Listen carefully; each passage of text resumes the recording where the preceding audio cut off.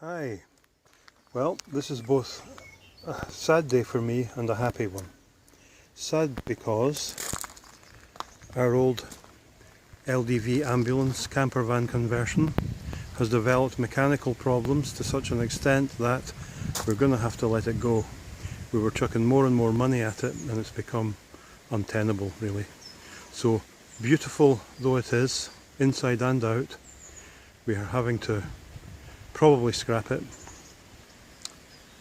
However, on the other hand, we have just bought ourselves a very nice new Ford Transit vehicle, 5 years old, 50,000 miles on the clock. It's diesel, of course, and it's very, very clean condition, very nice indeed, and it's a much more up-to-date vehicle which will run much better, be much more reliable, and generally, in every sense, in the mechanical sense at least, better than the ambulance was. So moving on, what have we got here?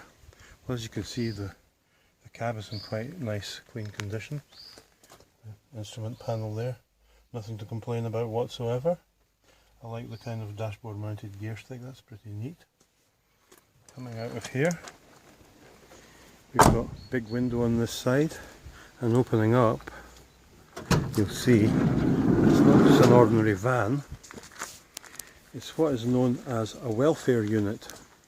Now, if you don't know what a welfare unit is, basically it's a vehicle that's taken to working sites and it's positioned there so that the guys that are working can come in, wash their hands, hang up their coats, heat up some food, and then sit down at a table with something to eat and talk and so on and so forth.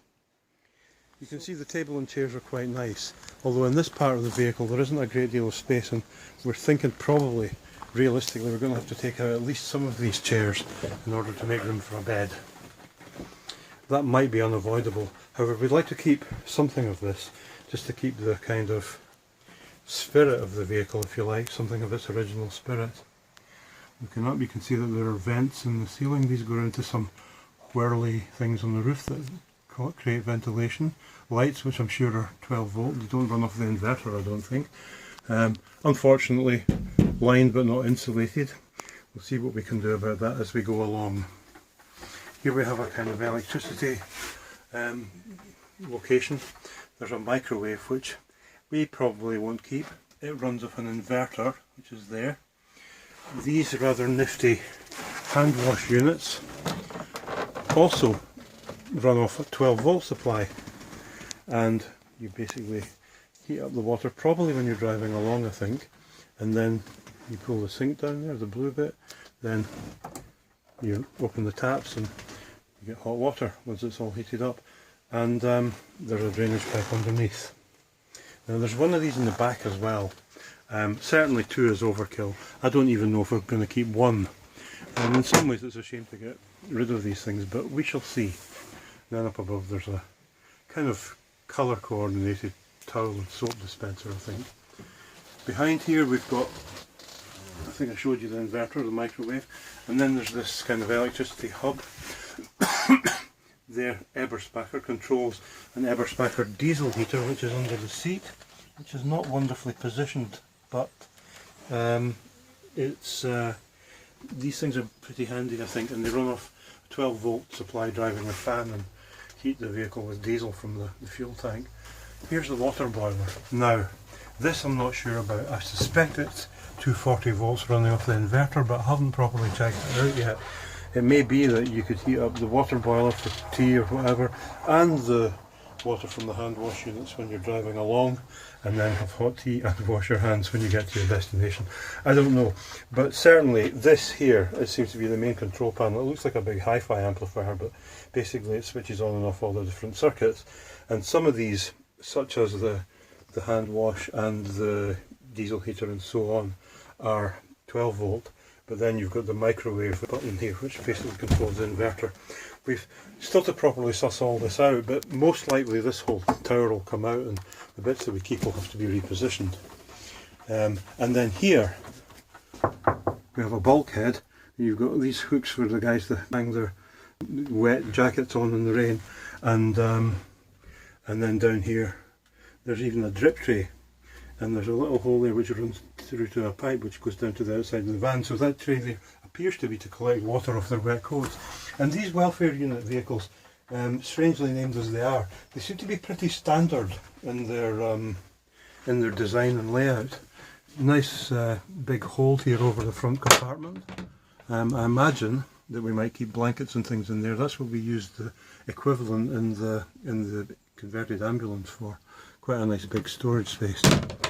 Now, this has been partitioned off, so we'll go around the back and have a look there.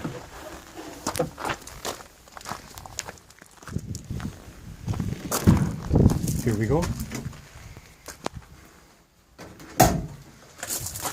So, you can see that, oops, no. Try again. There we are. So the whole back of the van has been partitioned off. You can see on the right hand side there the darker part, the grey partition. That's the other side of the one that had the hooks.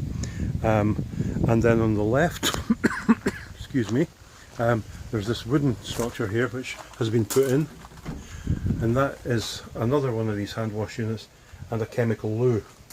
Now for us, we don't like chemical toilets. I had enough experience with one of these in the past, and you know, they're not pleasant. We have a different system, and we'll show you that in another video. But this is the loo anyway, and we think that this vehicle is, although it's a decent sized van, it just isn't big enough to warrant having a big built-in toilet compartment like that, because it's going to stop us putting in a bed, a kitchen and all the rest of it. So the plan is to take all this out, including the bulkhead, and open up the whole van, and then once we've done that we'll see what we're left with in terms of building everything in. So this is the vehicle in its untouched condition as we bought it, including the chemical toilet and everything. Brand new it is. It came with the vehicle, and we are gonna make a few more videos as we go along to let you see this project as it develops. So that's all for now. See you later.